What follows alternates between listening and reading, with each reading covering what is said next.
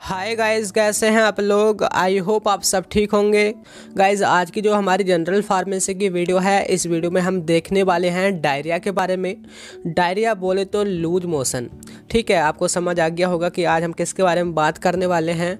तो इसके कॉजेज़ क्या हैं, यानी कि किसकी वजह से होता है, इसके सिम्टम क्या हैं, यानी कि हमें क्या लक्षण दिखाई देते हैं और इसको हम कैसे ठीक कर सकते हैं, यानी कि इसके ट्रीटमेंट के बारे में हम बात करने वाले हैं।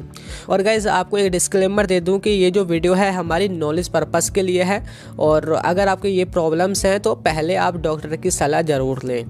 तो देखिए, आप इसका ट्रीटमेंट वगैरह लिख सकते हैं, ठीक है, नॉलेज के लिए। तो देखिए, बात करते हैं डायरिया की। डायरिया बोले तो देखिए, जो खाने पीने में हमारी गड़बड़ हो जाती है उसी की वजह से ये हमें हो जाता है। यानी कि जो हमारा स्टोमक है वो हमारे फूड को डाइजेस्ट नहीं कर पाता है, और जो अनडाइजेस्टिव फूड है वो हमारा वाटर स्टूल के साथ तो आता रहता है, या फिर बोले तो फ्रीक्वेंसी ऑफ स्टूल, यानी कि बार बार स्टूल का आना, वही हमारा डायरिया कहलाता है। ठीक है, देखिए, ये जो है ज़्यादातर जो छोटे बच्चे होते हैं ना, उनको अफेक्ट करता है, जो कि 5 साल से नीचे वाले होते हैं। और वैसे तो आपको पता ही है, किसी भी एज के जो पेशेंट हैं उनको हो सकता है। तो सबसे पहले देखिए, हम इसके कॉजेज़ देख लेते हैं। कॉजेज़ यानी कि किसकी वजह से होता है, इसका कारण क्या है। सबसे पहले है डायरिया का जो मोस्ट कॉमन कॉज है वो है वायरल इन्फेक्शन, यानी कि ये वायरस के इन्फेक्शन से होता है। इसके अलावा भी देखिए बहुत सारे कॉजेज़ हैं, जैसे कि बैक्टीरियल इन्फेक्शन हो जाए, इसकी वजह से भी हमें डायरिया हो जाता है। और इसके अलावा देखिए, एंटीबायोटिक ड्रग का जो साइड इफ़ेक्ट है, जैसे आपने कभी मेडिसिन वगैरह ली होंगी बुखार के लिए भी, तो कभी कभी वो गर्मी से पैदा कर देती हैं और आपको डायरिया हो जाता है। तो ये भी एक हमारा डायरिया का कॉज है। इसके अलावा कंटामिनेटेड वाटर या फूड खाने से, ठीक है, अगर हम अशुद्ध पानी या फिर खाना वगैरह खा लेते हैं, इससे भी हमारा पेट खराब हो जाता है।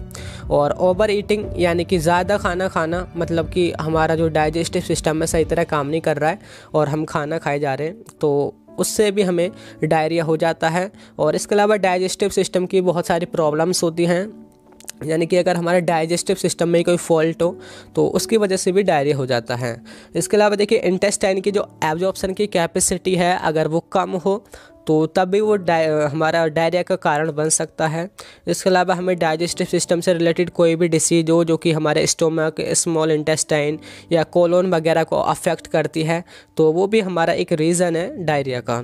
इसके अलावा देखिए, हमारे लिवर की कोई डिसीज़ हो, यानी कि लिवर में कोई फॉल्ट वगैरह हो, डिसीज़ हो, उसकी वजह से हमें डायरिया होता रहता है, जो कि क्रोनिक डायरिया होता है। इसके अलावा देखिए, अगर हमारे कॉन्स्टिपेशन हो गया है, तो देखिए कॉन्स्टिपेशन डायरिया का जस्ट उल्टा होता है। अगर कॉन्स्टिपेशन को हम ठीक करने के लिए मेडिसिन लेंगे तो कभी कभी क्या है कि वो कॉन्स्टिपेशन को ठीक कर देगी, लेकिन हमको डायरिया हो जाता है, तो वो भी एक कॉज है। तो ये तो इसके कॉजेज हैं। अब हम बात करते हैं साइन और सिम्टम के बारे में, कि हमको इसके लक्षण क्या दिखाई देते हैं। तो इसका सबसे पहला जो सिम्टम है वो है पेशेंट को लूज मोशन होता है, यानी कि स्टूल जल्दी जल्दी आता है, ये इसका सिम्टम है। और हैवीनेस इन एब्डोमन, यानी कि पेट में भारीपन सा होता है। इसके अलावा देखिए, पेन एब्डोमन एंड क्रैम्प्स, यानी कि पेट में दर्द, मरोड़ वगैरह होती है, जो कि हमारा डायरिया का एक सिम्टम होता है।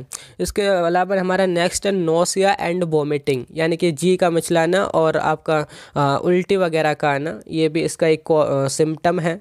और डिहाइड्रेशन बोले तो यानी कि हमारा पानी की कमी हो जाना या फिर इलेक्ट्रोलाइट की कमी हो जाना। और फैटिग्यू एंड अनकॉन्शियसनेस, यानी कि थकान पैदा हो जाती है और हमें मतलब बेहोशी की भी हालत हो जाती है जब ये बहुत मतलब गंभीर हो जाता है। इसके अलावा देखिए, वेट लॉस, यानी कि वजन का घटना, ये भी एक इसका सिम्टम है। और इंक्रीज थ्रस्ट, यानी कि प्यास का लगना, ठीक है, आपको पता होगा कि प्यास बहुत लगती है। तो इसके अलावा हमारा नेक्स्ट है वीकनेस, यानी कि कमज़ोरी आ जाना। आपको पता ही है, जब हमारे मतलब डायरिया वगैरह हो जाता है तो कमज़ोरी आ जाती है। इसके अलावा देखिए, हमारा जो ब्लड प्रेशर है वो गिरा रहता है, कम रहता है। एंड डिक्रीज्ड यूरिनेशन, यानी कि हमें मतलब टॉयलेट वगैरह कम आता है। तो ये तो इसके कुछ सिम्टम थे, और इससे पहले हमने कॉजेज़ देखे हैं। अब बात करते हैं इसके ट्रीटमेंट की। तो देखिए, ट्रीटमेंट में हमारी एक टैबलेट है जिसका नाम है लोमाफेन प्लस, और इसका जो सॉल्ट नेम है वो है लोपेरामाइड हाइड्रोक्लोराइड 2 mg। और इसके साथ में देखिए, दूसरी एक और टैबलेट है, टैबलेट नॉर्टिजी, जिसका जो सॉल्ट है वो है norfloxacin, tinidazole and lactic acid bacillus. तो इसको हम सुबह शाम दोपहर दोनों को खाने के साथ देनी चाहिए। ठीक है, मतलब खाना खाने के बाद देनी चाहिए। और इसके साथ साथ हमें ORS जो होता है यानी कि इलेक्ट्रल वगैरह उसको भी साथ में लेते रहें, वो भी बढ़िया रहेगा। तो ये 2 हमारी टैबलेट हैं। और इसके अलावा देखिए अगर आपको पेट में भी दर्द हो, ये तो हमारी ठीक डायरिया को ठीक करने के लिए थी। इसके अलावा देखिए अगर पेट में दर्द हो तो उसके लिए है टैबलेट ज़ेरोडोल स्पास, जिसका जो सॉल्ट नेम है वो है एसिलोफेनेक एंड ड्रोटावेरिन HCl, जो कि हमारे सुबह शाम दी जा सकती है अगर पेट में भी दर्द हो। इसके साथ ही दे सकते हैं, या फिर अलग भी अगर मतलब आपको डायरिया ना हो ना, पेट में दर्द हो, तब भी ये काम आ सकती है अलग से भी। और इसके अलावा देखिए अगर आपको वॉमिटिंग हो यानी कि आपको उल्टी वगैरह भी आ रही हो साथ में, तो आप एक और टैबलेट ले सकते हैं, वो है टैबलेट पेरिसेट MD। इसका जो सॉल्ट नेम है वो है ओंडासेट्रॉन 4 mg।